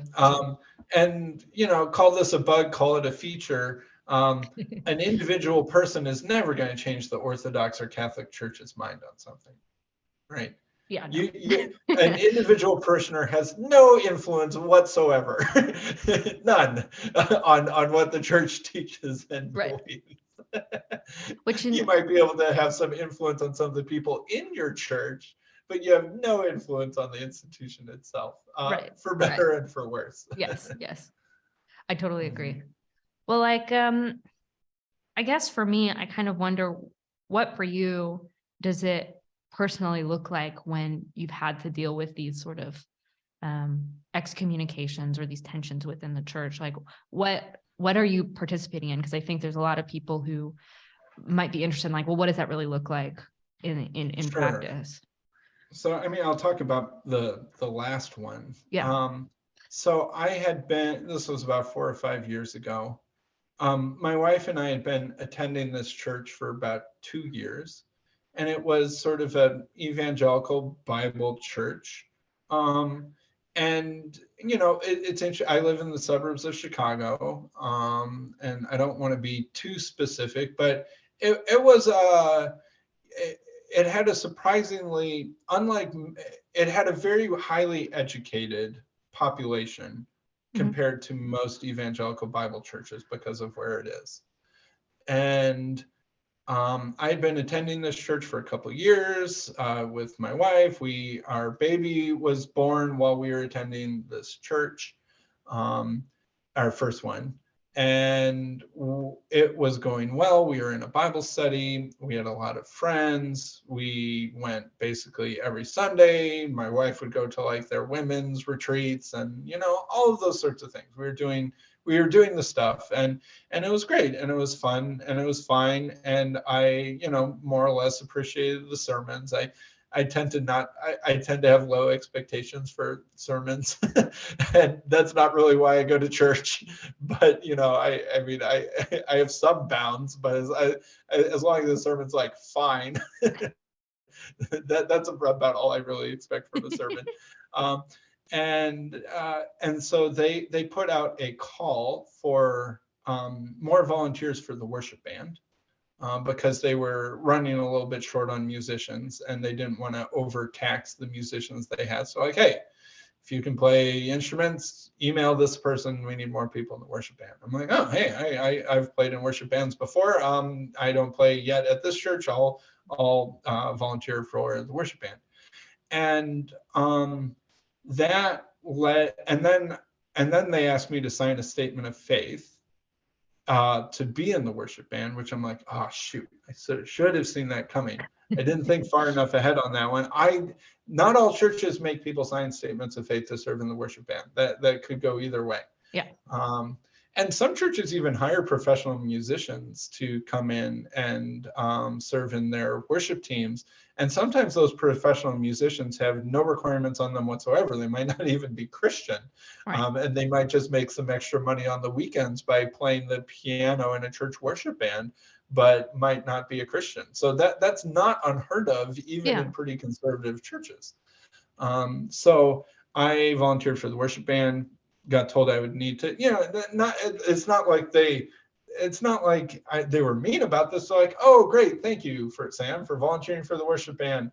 Please, sign this statement of faith and, turn it back into us. And our next rehearsal is whenever, something like that. Right. Mm-hmm. Like just, and so then what did I do? I think I reached out to the leader of the worship team and the pastor or something like that and told them that I wouldn't be able to sign the statement of faith. And so then they went to have a follow-up conversation with me about that. And I should say I didn't know this pastor very well. Maybe he could recognize my face as someone who was regularly in church, but I'm not even sure if he knew my name. Mm-hmm. And he certainly didn't know very much about me or didn't have any strong sense of who I was. And I feel like this is a key ingredient in how well or badly this conversation will go for me. If someone's matter. like, relationships matter, like, oh, hey, Sam, I'm not going to immediately say Sam's not a Christian because like I've seen the way he lives his life, the way his faith informs his life. So, a strong personal context and trust can really change the way that this conversation goes, and an absence of that can very much change the way this goes. So I met with the pastor and I think the chairman of the elder board, and I explained to them why I couldn't sign the statement of faith, and they had never heard of a sort of a Protestant who wasn't like a Jehovah's Witness or a Mormon who didn't believe in the Trinity, and they were very confused. To be fair, you are a unique breed. I am a unique breed. And so they were mostly just like, huh, and asked me some clarifying questions. And then they're like, all right, we need to meet to talk about this as an elder board. And so I'm like, oh, okay. So I'm thinking in my mind that they're going to meet and be like, well, maybe we'll let Sam play the guitar. Or maybe we won't let Sam play the guitar, but maybe we would let him do the soundboard because, like, man, we need even more people to volunteer for the soundboard because no one likes doing that. And so, like, that's the discussion that I thought that they were having. I'm like, a very pragmatic one. A very pragmatic one of in what sense Sam could contribute to the church if he can't sign the statement of faith. So then a month later, something like that, I meet with the pastor again, just the pastor this time. And we're at a pancake restaurant for brunch during the middle of one of my work days. And he says, so Sam, have you been taking communion? I'm like, oh no, this is where I like, it was like one of those flashes where I immediately know where this conversation is going to go. It's not like, so Sam, have you been practicing the guitar recently? And so he told me that the elder board had decided that I wasn't allowed to take communion anymore. And what's weird is that technically this church has an open table communion policy, which means that every person should be allowed to determine for themselves if they are able to take communion. That's what open table means.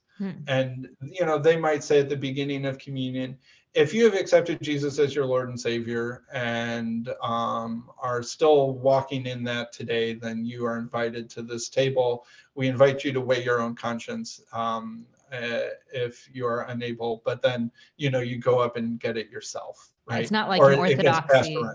It's not like an orthodoxy. The priest is going to ask, what's your name? And if you give them a non-orthodox name, are you Orthodox? Like right. It's a lot more loosey-goosey. Right. And in Catholic Church, they take communion very seriously most of the time. And there are some Protestant churches that will have closed table or medium open, medium closed table, right? Or where they would ask you to come, like if you're visiting, they would like ask you to come to the front before that happens and clarify. There are different policies on communion in Protestant churches, but this one technically had an open table policy, which technically means they shouldn't be allowed by their own rules to excommunicate someone. But they told me that I was no longer allowed to take communion, that they viewed this very seriously. And I'm like, guys, that seems super harsh. What a pastor person, that seems super harsh. Like, what's the problem? And he's like, harsh. We were at the elder board meeting, and a decent number of the people thought that we should label you a false teacher and that you wouldn't be allowed in the church ever again. And that, but eventually the softer decision was that, well, we'll just excommunicate him. So technically I was still allowed to attend the church. And some people think excommunicated means getting fully kicked out. And sometimes that does, right? You can use the word that way too. But excommunion literally means no more communion, right? Excommunion. That's why the word communion's in the middle. And that it was very, I don't know, like there was no room for discussion, no desire to, and he was very much telling me, you're not a Christian, you believe in a false God, and, don't know the Jesus of the Bible, and, pretty harsh, severe language. And again, no real personal connection or context of, I've been attending church since I was a baby, like I've gone on mission trips, like the level of Christian involvement that I've had since a young age. It's very weird of you to tell me that I'm not a Christian. Like that's pretty. So then what happened is that I was saying that, this decision just seemed too harsh and didn't make sense. He's like, all right, here's what I'll do. My college roommate from seminary is Fred Sanders, and I'm fine saying Fred Sanders' name. He's a pretty public theologian who's an expert on the Trinity. He's sort of almost like the evangelical theological expert on the topic of the Trinity. He writes books, people know who he is, etc. He's like, he's going to be in town. I'll email him up. We'll have a meeting together. So I had a meeting with Fred Sanders and my pastor. And my question was, why do you need to believe in the Trinity to be saved? Not like, is the Trinity true? Or not, do you need to believe in the Trinity to be on the worship team? But like, why do you need to believe this in order to be saved? And I had something of a debate with Fred Sanders for like over an hour on this question and found it very unsatisfying. And like surprisingly, like I could hold my own against the expert. And I'm like, so wait a minute, if they're calling in their expert witness and this is all that their expert witness can say, that's not very convincing. And then the pastor was like, so I after that meeting was over, the pastor was like, well, do you have any more questions? I'm like, yeah, a lot. Well, he's like, well, I don't understand why that would be. And like, that was just the end. And I never went to that church or saw them again. And that was me voluntarily deciding with my family not to go there. Like I said, they hadn't technically told me I couldn't go.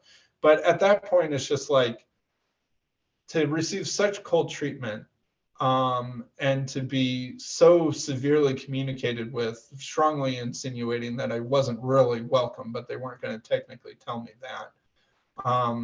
It just didn't seem like it was right to keep going to that church. So, I mean, I have loyalty, but at some point that if the church isn't going to be in some sense welcoming or even the least bit loyal, maybe loyal isn't the right word to me, then it's just not the right place to be. So that's what this technically looks like, I guess, to flesh it out. And like, another thing that was really messy and weird and hard about this is like, at no point did they talk with my wife, right? My wife and my, at that point, baby daughter were all attending the church together. And this was only just a man-to-man handled situation. There was very little sense of, I felt like, pastoral care. Maybe he felt like he was being pastoral by letting me talk to Fred Sanders, but at no point did it really seem like anyone was actually concerned for me. And then other weird, messy things that happen is like, okay, so the Bible study that we had previously been in, they get told what's happened to me, and it's probably not the version of the story that I would tell. And so suddenly there's this sort of rumor mill of what Sam and his family may or may not believe, and how they didn't stand for truth, and they're icky cooties covered heretics. And so then, like, all of my relationships with everyone in that church are poisoned. And it's very icky to feel like people are talking about you behind your back in a way that's unfair and untrue. Mm-hmm. So yeah, not fun. Not fun. Yeah. Especially not fun for my wife either, because like, I feel like women are a little bit more sensitive to reputational damage of that kind, and We're she more didn't have relational any voice. creatures. You're more relational creatures, and she didn't have any voice or seat at the table in the whole process. Yeah. So I mean, I don't know if this is too much information, but does she share your Unitarian beliefs, or? at that point, I would say she was kind of more up in the air, right? And we had, it's not like we used to talk about this all the time, right? It was like she knew, and like she had grown up in a regular Trinitarian church. And so she was like, I can see my husband's perspective on this. I'm not quite maybe sure what I think. I kind of see where he's coming from, but I kind of see what I'm taught, right? She was sort of maybe in that place. And I would say that the treatment that the church gave our family really helped move her to understanding and thinking about this more herself and agreeing with me. So sort of had a weird inverse reaction to what the church might have actually wanted in that particular way. But it drove us closer together as a couple and as a family on this. Yeah. Well, thank you for sharing that. I mean, I definitely hope it wasn't prodding too much, but I do think fine. it's like it opens up the conversation of like, okay, well, I mean, in that sense, what do you think could have been a little bit different in that situation, even if they excommunicated you, say, but like, or is that still too far? Like that could have kept some sort of relationship. Like I said, I think they technically violated their own policies on excommunicating me. So they could have said, we would recommend against you taking communion. That would have been slightly different than saying we forbid you from taking communion. But it felt inconsistent in your minds, like what the policy actually was and the standard that was set for everyone else. Yes. And one thing is I just didn't feel pastorally cared for at all by that church. I don't feel like anyone was sort of rooting for us. I felt, if anything, like that pastor was sort of going through the motions of what was sort of the minimum of what he thought that he should do. And he probably thought he was being pretty nice by setting up a meeting with Fred Sanders for me. So I at least understand and appreciate that. But there was no space for dialogue, no space for understanding where I was coming from. That was sort of the last thing that they wanted to do. And then to get that sort of, I don't know, half lie, half truth rumor mill told about you on your way out is not particularly nice. So I wish that church had given my wife more of a seat at the table to understand what was happening, and that they would have treated us like people that they actually valued instead of a problem that needed to be solved. And I think that was it. And I wish that they'd just let me play guitar. that would have been better. But and be like, okay, great. You can't become a member probably, but let's keep talking about this. Let's keep thinking about this. And that's more the way. So then I switched to the church that I'm currently going to now. And I already knew the pastor at this church. But part of the problem of what I'm having at my current church is that there's a new pastor. The elder board has sort of turned over. And it's sort of, I almost feel like it's like and there was a new pharaoh in Egypt who didn't know Joseph sort of situation, right? Where I came to Egypt on good terms, and now the leadership has changed, and now my treatment in Egypt is different than what it had been. I would say my current church is handling it a little bit better, in no small part because they know the story of how I got there. But it is still a little bit the containment unit thing, as opposed to actually fostering a community that encourages true dialogue on things. And do you think that containment mentality is the fear that you're going to, trick cause others division. or Yeah, because, well, they think that I am outside the bounds of salvation, and that allowing Sam to speak his mind could only lead to other people possibly being convinced, except perhaps, a pastor who is more trained in these things, theoretically. Um, and and so we need to separate Sam on this topic from anyone else. But I mean, I also feel like even if things are going kind of okay at the moment, I'm very worried that this is just the first step of the process, and maybe it just really isn't fit at some level to sympathize with my current church and the position I'm putting them in. Having this podcast and being a public figure associated with a position that the church doesn't want to appear endorsing, even though I don't really think of myself as a public figure, I kind of do understand where they're coming from on that question. Sure.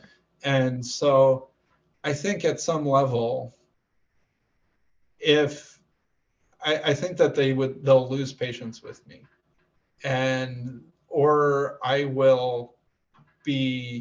will be some other incident where some other people find out about my podcast, and that they'll decide I'm just more of a liability than it's worth, and that I'll get more strongly pushed out instead of just gently restricted. Mm-hmm.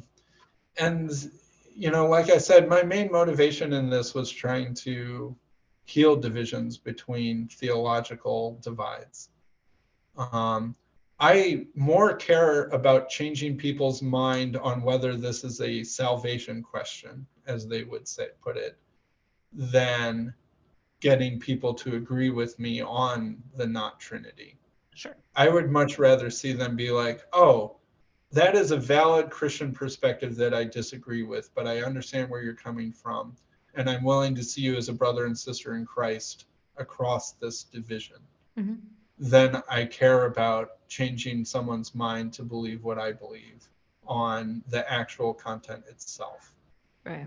And so I feel a little bit like, that maybe that's part of why I relate to Jordan Peterson a little bit too, is he's sort of a person who is repeatedly attempted to be excommunicated from various institutions, whether it's the University of Toronto or the Canadian Society of Psychology or whatever he's having problems with at the current moment. And so I think that I'm just going to ride this train out and try and be as honest as I can. And, some people have criticized me like, Sam, you just need to be respectful of your church leadership. I am respectful of my church leadership. I listen to what they tell me to do. I can't magically change my mind just because they tell me to change my mind. In that sense, I'm not submitting. But in terms of what they ask, and I'm not rebelling against their rules. I'm not rebelling against their restrictions. And I'm not intentionally creating a situation or division, right? That's not my goal. In some sense, I am submitted to my church. And in some ways, it would be a disrespect to lie about the thing that you believe, right? Right. Right. So I know we're kind of getting close to the end of the time, but I mean, say this all falls apart, you can't be a part of this anymore. Where do you think your place is in church after that? Then I'd probably have to go to a Unitarian church that is a significant drive away, and that has its own downsides. But I might decide to do that anyway. I'm sort of exploring that option. There's one particular church that's pretty similar to what I grew up with. It's just a relatively far drive away. And another thing, it's also my background, the church I grew up in was charismatic, but I would say it was mildly charismatic, speaking in tongues and that sort of thing. Yes, but it wasn't like waving flags up and down the aisles of crazy raucous worship music charismatic, it was sort of Bible first, charismatic stuff second. And this other church that is related to the church that I grew up in has a more heavy emphasis on the charismatic stuff than the church I grew up in did. It went in a slightly sort of different direction on that. And it's testing my comfort zone a little bit, I think. and certainly my wife's comfort zone. And what's interesting, there are a lot of people on this corner of the internet who have charismatic backgrounds, but most of them have moved towards less charismatic directions, either by going to Orthodoxy or just a less charismatic Protestant church. Mm-hmm. And part of me is like, maybe that is the right thing. Maybe it's about time someone leaned more into this charismatic stuff, and that I would be swimming upstream a little bit on that one, being an anatomist, I guess. But perhaps maybe the better, healthier thing to do is to sort of quote unquote rescue my own father from the belly of the whale, to go back to the tradition that I grew up in. Because in some sense, I think that I have been going to evangelical churches because I am a little bit more comfortable in them than the church I grew up in, for a couple of different reasons. That might sound surprising because, I talk about the Trinity all the time, but there are just some things that I find a little bit more to my liking about sort of a more generic evangelical church. And it would be stepping back out of my comfort zone, but back to my roots to go to this other church. But maybe that would be the right thing to do. I don't know. We'll see what me and my family end up deciding to do. I mean, it's not an easy decision, and you're right. Evangelicalism has its comforts, for sure. Yeah. Yeah. Well, any sort of last thoughts or final words or things we didn't really get to? Well, I appreciate we could, maybe some other conversation talking more about conferences and how to increase the in real lifeness of this corner of the internet. I know that's something that you and I both care about. Yes. But I appreciate all the work that you've done on that, because I know it's not easy, and having a conference opens yourself up to lots of criticism. But it's still, someone's got to do it. And I admire you for sticking your neck out. And I thought you got way more criticism than you possibly deserved, and not nearly enough compliments. So thank you for the work that you've invested in this community. So I really appreciate that, Cassidy. Well, thank you. I mean, I love doing it. So, and I've got a pretty tough skin. So, criticism comes with all of that. But I mean, I look at it and think, yeah, we got criticism, but we got a lot of support too. And so I appreciate you publicly stating that. All right. Well, this is lovely. Thank you so much. Well, thank you, Cassidy, for having me. I appreciate it. Thank you so much for watching. As always, I will close the Serenity prayer. God grant me the serenity to accept the things I cannot change, the courage to change the things I can, and the wisdom to know the difference.